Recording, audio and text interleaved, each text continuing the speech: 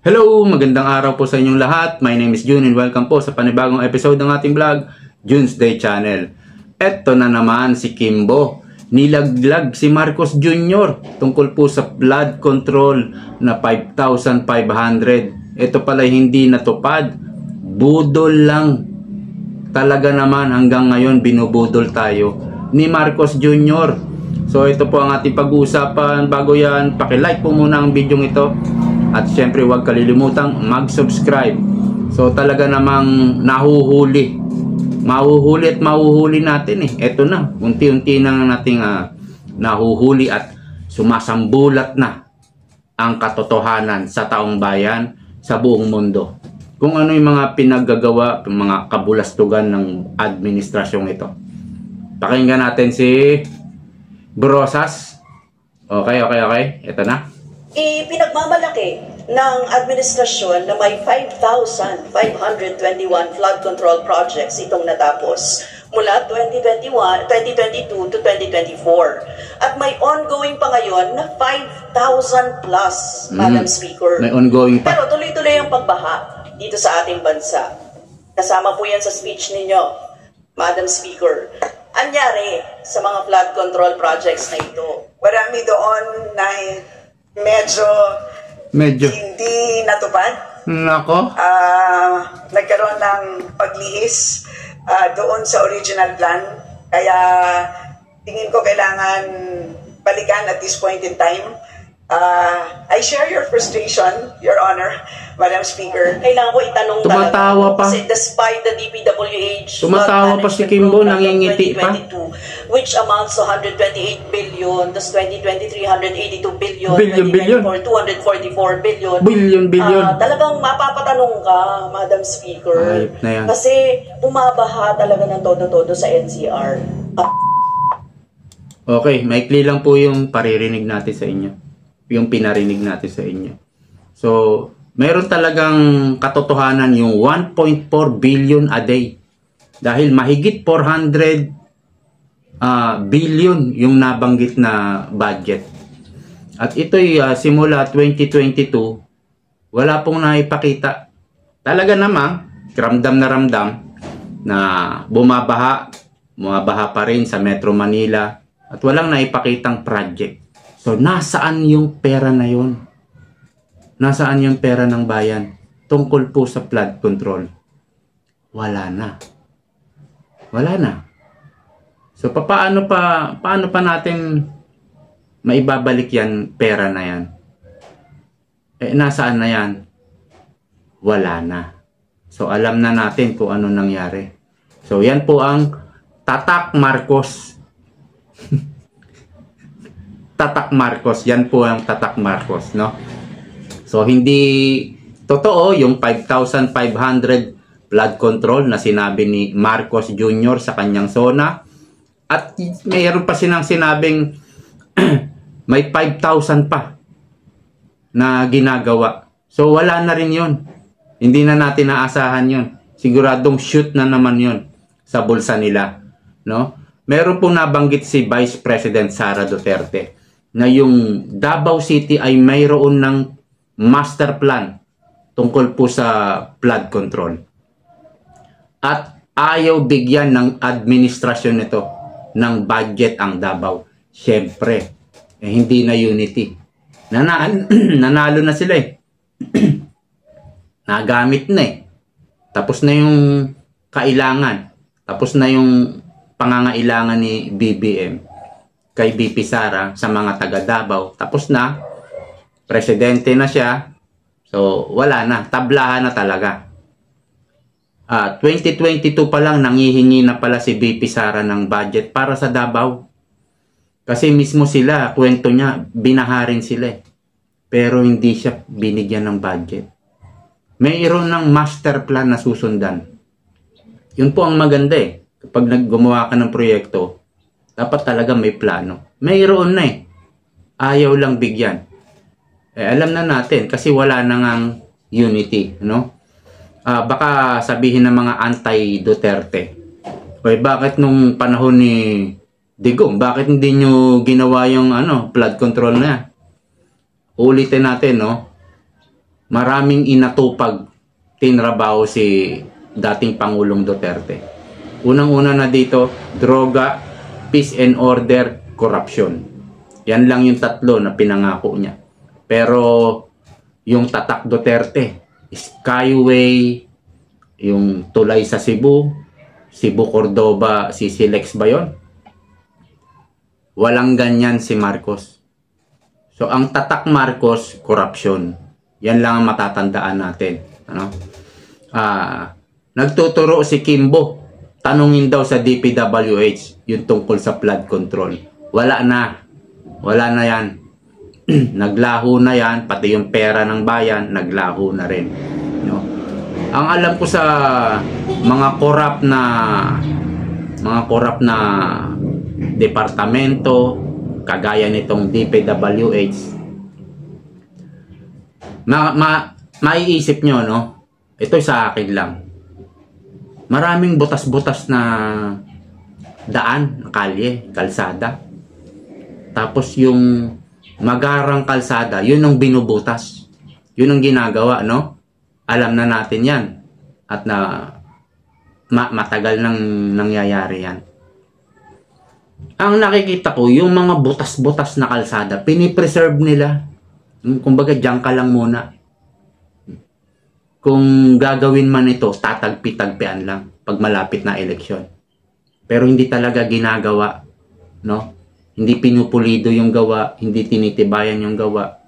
Puro substandard. At ang matindi, yung ibang butas-butas na daan talagang hinahayaan, no? Hindi ginagawa. Parang sigurong naiisip natin, para hindi kami maubusan ng project, mga butas-butas na kalsada, dyan muna kayo. Dito muna kami sa magagandang kalsada. Sisirain namin to. Yan din po yung nakikita ko sa mga baha dito sa Pilipinas. Para bang ang ginagawa ng DPWH. So, ito sindikato to. Sindikato lang makakagawa nito. Isang professional na grupo, professional na sindikato. Sila lang makakagawa niyan. Yung baha sa Pilipinas, no? Maraming binabahang lugar dito sa Pilipinas. Parang hindi nila sinusolusyonan. Parang yung butas-butas na kalsada. Mas bumabaha, mas maraming project. Mas marami silang makukuhang pera.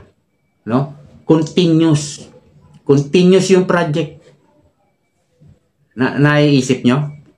Pag sinolusyonan nila, sinolve nila yung baha dito sa Pilipinas, ano pang makukuha nila na project para sa flood control? Wala nang baha eh. Wala nang baha. So anong makukuha nilang proyekto tungkol sa baha? Wala na rin.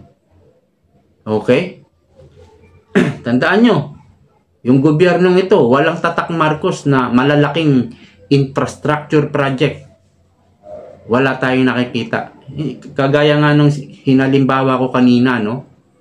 Yung tatak Duterte, Skyway, Cebu Cordoba, at mga malalaking proyekto like Panggil Bridge, yung mga sa ilalim ng bundok doon sa Mindanao, sa Davao yata yun.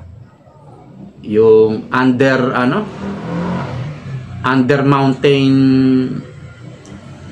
basta yung tunnel. Mga malalaking proyekto yun eh. At yung iba pang mga proyekto ng Duterte. Ewan ko yung iba, baka hindi na naipagpatuloy. Yung mga railway train, parang hindi natin nakikitang may nagtatrabaho doon.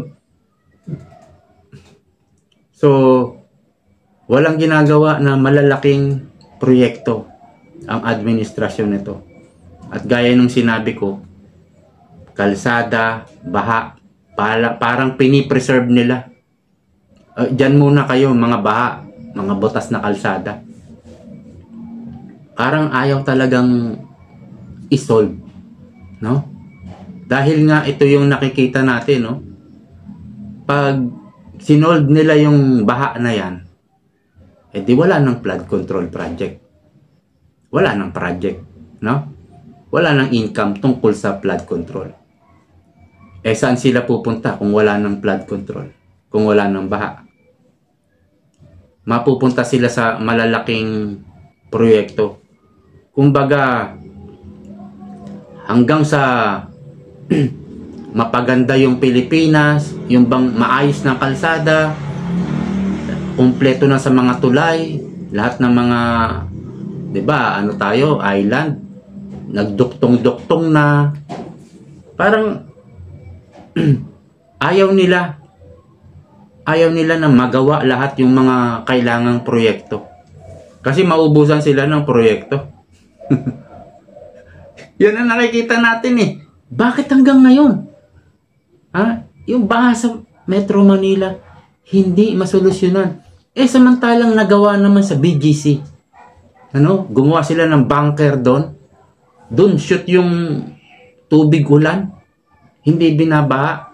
Bakit hindi gumawa ng kagaya sa BGC, yung DPWH? Ayaw siguro talaga ng sindikato na nasa gobyerno. Easy money, Kasi napakadaling itago at mahirap i-audit yung flood control. At kung ang may kagagawa nito, yung malalakas sa gobyerno na kinatatakutan ng Commission on Audit, kung i-plug man sila ng Commission on Audit, wala rin gagawin yung presidente. So, walang halintulad to kay Noynoy. Walang pinagkaiba sa administrasyon ng Noynoy. Wala kang makitang tatak Noynoy Aquino, wala eh. Tatak Marcos Jr., wala kang makita. Tatak nila, corruption. So, wala kang aasahan dito sa DPWH kung ganito yung nakikita nating mahina ang presidente. So, nasaan yung pondo? Wala na. Tapos ngingiti-ngitian lang tayo ni Kimbo sa pagpapaliwanag. Hindi pala yun natupad. Grabe. Yun lang ang maririnig natin kay Kimbo. Tapos ngingiti-ngitian pa tayo. Wala na. Wala na tayong aasahan dito sa presidente natin. Ayan yung lagi kong sinasabi. Wala kang aasahan na pag-asenso. Yung bang real, yung totoong pag-asenso talaga. Yung mapapabilib ka, mapapapalakpak ka. Kagaya nung panahon ni Pangulong Duterte na sabik tayo sa mga malalaking proyekto. Talagang hindi yan makakalimutan ng taong bayan. At yung ginawa niyang paglaban sa illegal na droga. Hanggang dito na lang po. Maraming salamat sa panonood. See you next time.